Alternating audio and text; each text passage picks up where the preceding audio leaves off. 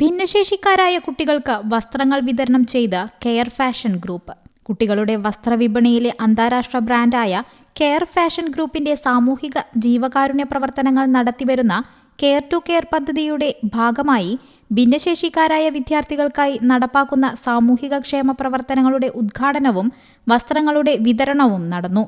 Aluva Munnar ബൈപ്പാസിലെ care അങ്കണത്തിൽ നടന്ന ചടങ്ങിൽ കോതമംഗലം BRCയുടെ പരിധിയിലുള്ള വിവിധ സ്കൂളുകളിൽ പഠിക്കുന്ന ഭിന്നശേഷിക്കാരായ കുട്ടികൾക്ക് വസ്ത്രങ്ങളും സമ്മാനങ്ങളും വിതരണം ചെയ്തു.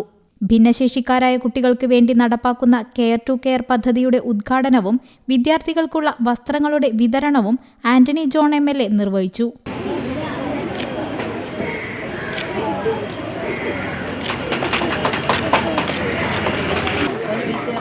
GHSS ചാത്തമറ്റം അനൂപ് ചന്ദ്രൻ.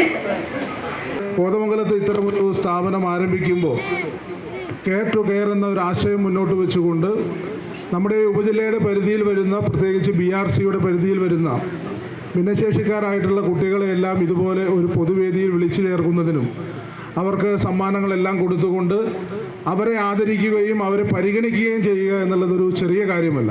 ഇപ്പോൾ കേരളത്തെ സംബന്ധിച്ച് നമ്മുടെ സമൂഹത്തെ ഒരു ഭിന്നശേഷി സൗഹൃദ സമൂഹമാക്കി മാറ്റുന്നതിന് വേണ്ടി ഗവൺമെൻറ് ഒരുപാട് കാര്യങ്ങൾ ചെയ്യുന്ന ഒരു സാഹചര്യത്തിലാണ്.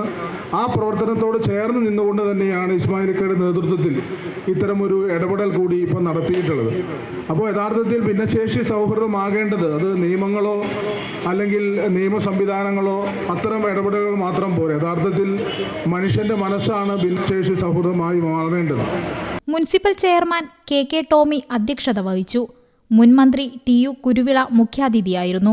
ഭിന്നശേഷിക്കാരായ കുട്ടികൾക്കായി നടപ്പാക്കുന്ന നിരവധി പദ്ധതികൾ കൂടാതെ നിർധന പിന്നോക്ക വിഭാഗങ്ങളിലെ ഉന്നത വിദ്യാഭ്യാസം നടത്തി വരുന്ന കുട്ടികൾക്ക് സ്കോളർഷിപ്പുകൾ, പഠന ഉപകരണങ്ങൾ, ഗ്രാമീണ മേഖലയിലെ സർക്കാർ ആശുപത്രികൾക്ക് ഉപകരണങ്ങൾ, നിർധനരായ രോഗികൾക്ക് ചികിത്സാ സഹായം, നിർധനർക്ക് ഭവന നിർമ്മാണം എന്നിവയും കെയർ ഗ്രൂപ്പിന്റെ നേതൃത്വത്തിൽ നടപ്പാക്കി വരുന്നുണ്ട്.